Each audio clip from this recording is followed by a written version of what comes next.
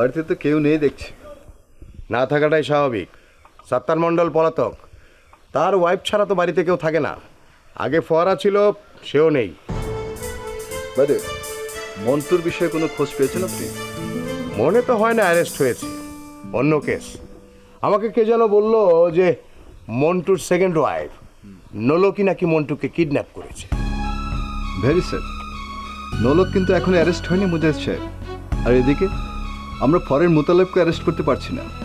আরে কিভাবে অ্যারেস্ট করব? ফরেন মোতালেব তো গ্রামেই আসে না, এলেই না অ্যারেস্ট করব ফরেন মোতালেবকে। বেটার চলুন চেয়ারম্যান ম্যাডামের কাছেই যাই। সাত্তার মণ্ডলের ওয়াইফ ওনার হেফাজতেই আছে। দ্যাটস বেটার, সেটাই চলুন। জাস্ট এ মিনিট, যাওয়ার আগে ওনাকে একটা ফোন করে যাই, কনফার্ম হয়ে নেই উনি আছে কিনা। দেখুন,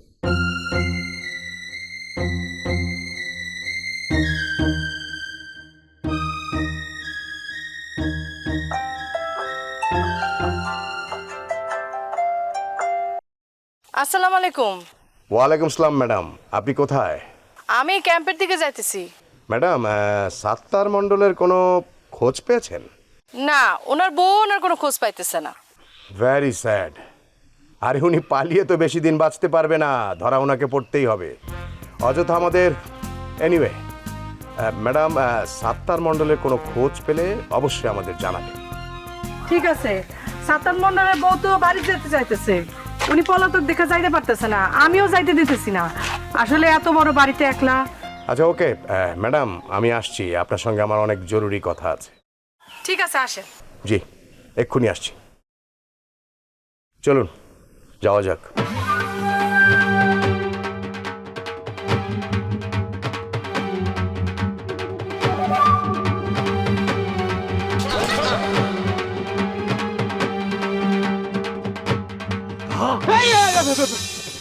তুই কি মানুষটা জানো? আর আমি কিছু বুঝলাম না। হ্যাঁ, হঠাৎ করে ভূতের মতো একটা বৃদ্ধ বয়সের লোকের সামনে এসে পড়লি, ব্যাপারটা কি আমি তো বুঝতে পারলাম না। তুই কোনোদিন মানুষ হবি না। তুই ভালো করে জানো আমি হার্টের রুগী, যে কোনো সময় নাই হয়ে যায় পারি। আপনি কিন্তু অনেকদিন বাইসা রয়েছেন। এই, কি করলি তুই? হ্যাঁ, আল্লাহ আপনার শকুনের আয়ু দিয়া পাঠাইছে। হার্ট এত গুরুত্বপূর্ণ জিনিস শরীরের, এই হার্ট আপনার নষ্ট হয়ে গেছে গা। আপনি যে অহনো বাইসা রয়েছেন, এটা তো অবাক হওয়ার ঘটনা। আপনি তো মইরা যাওয়ার কথা, মইরা আপনার কবরে ঘাস গজানোর কথা। কি জন্য পাইছে জানো? কেন? আমি খারাপ হবি বলে।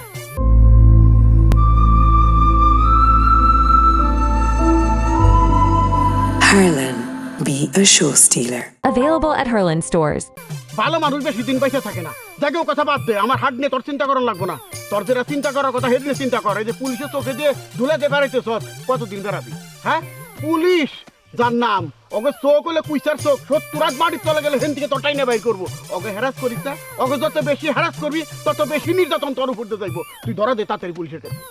ধরা দিল তো আমার ধরে একেবারে 14 কিমিতে হান্দাই দিব। হান্দাই দিলে হান্দাই যাবি, অসুবিধা কি? জেলখানা তো আরাম এসে জায়গা, খুবই ভালো জায়গা। হ্যাঁ, তোর যা বউ তার সাথে বসবাস করার চেয়ে জেলখানায় হান্দাই থাকা অনেক ভালো। কি আরে যে তুই তালাক দিস, আমি সেইটাই বুঝলাম না। অহন তালাক দন যাইব না, বউ পেটে বাচ্চা না। ওর পেটে বাচ্চা না? বাচ্চা কি? তো বাচ্চা তো মুসলিম সরকারের। কাহা, আপনার এইসব উল্টাপাল্টা কথা কিন্তু আমি অনেক বিশ্বাস করছি, এখন আর বিশ্বাস করুম না। এই রে বাবা, জায়গায় খারে পল্টি দিয়ে দিলি। আরে একদিন তো আমার বিশ্বাস করলি, আর আইস। কাহা, এত রাগ করেন না, কথার একটু বোঝার চেষ্টা করেন। মুসলিম সরকারের তো বাপ হওয়ার ক্ষমতা নাই। তার যদি বাপ হওয়ার ক্ষমতা থাকতো, তাহলে তো তার সংসারে 2-4টা বাচ্চা থাকতো। বাবার ক্ষমতা নেই তোর কেনা কইছে? মুসলিম সরকার বাপ হওয়ার ক্ষমতা ঠিকই আছে, তার বোন নাই। এইখানে তোর বউ ঠিকই আছে, তোর নাই। সমস্যাটা তোর বুদ্ধি না, দুয়ে দিয়ে সাইড হয় না। কত বুঝামু তোরে? আচ্ছা বাদ দেন, আগে আপনি আমার এই সমস্যাটা সুরাহা করেন। এই তোর সমস্যার কি সুরাহা করুম? কি অহন পিটান দিতেছেন না? এই কথা হিসাব করে কই দিলাম। তোর জন্যে আমার জীবন তো আর উপক্রম হয়েছিল। পাবলিকের ধুলাই আমি কম খাইছি তোর সামনে, তাও জীবন যে ঘটনা কোনোদিন ঘটে নাই। এই দেখো তো অবস্থাতে দাগ এখনো রয়েছে, আর কাপড় চোপড়ের তলে তো অনেক আছে, যেটা তোর দেখাইলাম না। আর কি করতে কর তোর জন্যে? সব কিন্তু দিবার কাম। রাতে কোনো প্রমাণ আছে তার?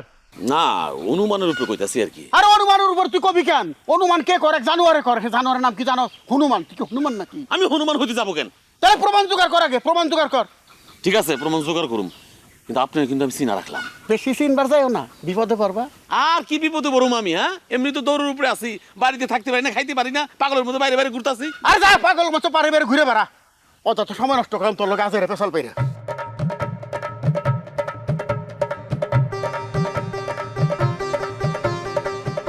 শয়তান একটা।